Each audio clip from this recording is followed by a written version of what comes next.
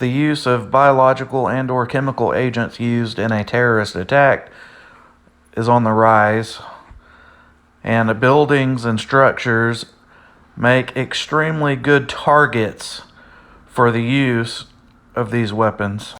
This utility building has a locked fence around the heating and air conditioning system to prevent unauthorized access, which aids in safety of the building and occupants. A biological or chemical weapon could easily be placed in a mailbox. If you see something suspicious, say something. Because buildings and those kind of structures and facilities make good targets for the dispersion of chemical or biological weapons, NIOSH has produced a guidance for protecting building environments from such attacks. And one of the fundamental things about preparation is knowing your building. How were your air systems intended to operate? How do they currently operate? Getting to know your building may best be handled by conducting a walkthrough inspection of the building and its systems, including the HVAC, fire protection, and life safety systems. During this inspection, compare the most up-to-date design drawings available to the operation of the current systems. This step may require or benefit from the assistance of qualified outside professionals. Without this baseline knowledge, it is really difficult to accurately identify what impact a particular security modification may have on the building. Here is a partial list of items that are really important to consider through the walkthrough process. What's the mechanical condition of the equipment? What kind of filtration systems are in place? What are their efficiencies?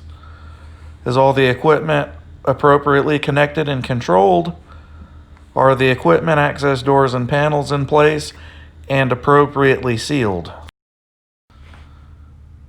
Building managers and people that own structures, more than anything, do not need to do any action that has a detrimental effect on the systems, such as the heating, fire protection, and life safety. Number one is do not permanently seal outdoor air intakes. Closing off the outdoor air supply vents will adversely affect the building occupants and likely result in a decrease in indoor environmental quality.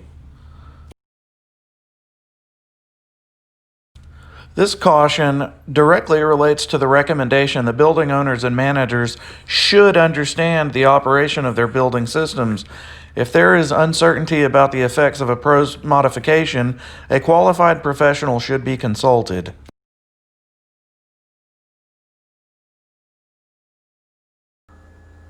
This diagram shows air intake locations on buildings. And on the left, it shows a vulnerable air intake that somebody can just walk up to and deposit possible biological and/or chemical weapons. Air intake locations on the ground level affords easy opportunity for anybody to casually walk by and place a biological or chemical hazard into the distribution system of the ventilation.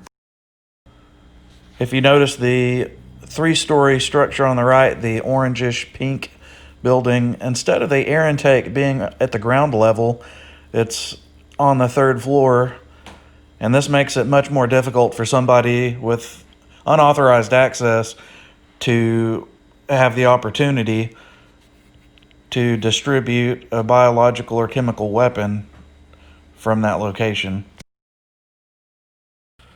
HVAC design controls are useless if there is no physical security protecting access to those systems.